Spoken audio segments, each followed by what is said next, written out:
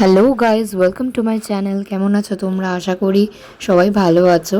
তো আজ এই পেন্টিং ভিডিওটা তোমাদের সাথে শেয়ার করব, যেটা আমি করেছি কালকেই। তো এটা হচ্ছে একটা কাঠের সিঁদুর কৌটো, যেটা আমি কিনেছিলাম সুন্দরবন থেকে। আর এটাকে ভাবলাম একটু কালার করা যাক। তো ফার্স্টে হোয়াইট কালারের বেস দিয়েছি অ্যাক্রিলিকের, তারপরে রেড বেসটা দেবো। দেওয়ার পর ভেতরে যে দেখতে পাচ্ছ এই যে ডোরা কাটা কাটা দাগগুলো, এগুলোতে হোয়াইটের মানে কলকার মতো থাকবে জাস্ট। তো হোয়াইটটা ভালো করে বেসে দিচ্ছিলাম, ফার্স্টে একটু জলের সাথে মিশিয়ে একটু পাতলা করে দিয়েছি, তারপরে একটা মানে ডিপ লেয়ার দিয়েছি হোয়াইটের। তারপর হোয়াইটটা দেওয়ার পর এই বডি, তারপরে এই ঢাকনাটা ভালো করে দিয়েছি।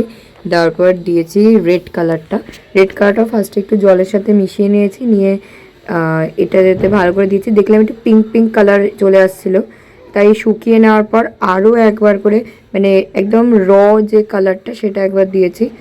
তারপরেই পুরো রেড ডিপ কালারটা এসেছে। আর দেখতেই পাচ্ছ তার আগে কেমন একটা পিঙ্কিশ পিঙ্কিশ লুক আসছিলো। তো তারপরে এই ঢাকনাটাকে কালার করার পর একটু শুকিয়ে নিয়ে হোয়াইট কালার দিয়ে কলকাগুলো করেছি।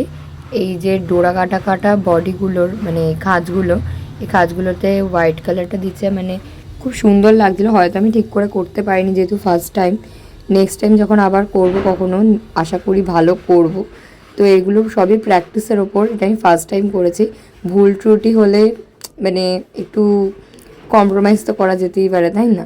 তো এই হোয়াইটের কাজগুলো করার পর ভালো করে শুকিয়ে নিয়েছি। আর শুকিয়ে নেওয়ার পর আমার হাত মানে যাই হোক পুরো রঙে রং হয়ে গেছে। তারপরে এই ছিল হচ্ছে কৌটোটার আগের লুক।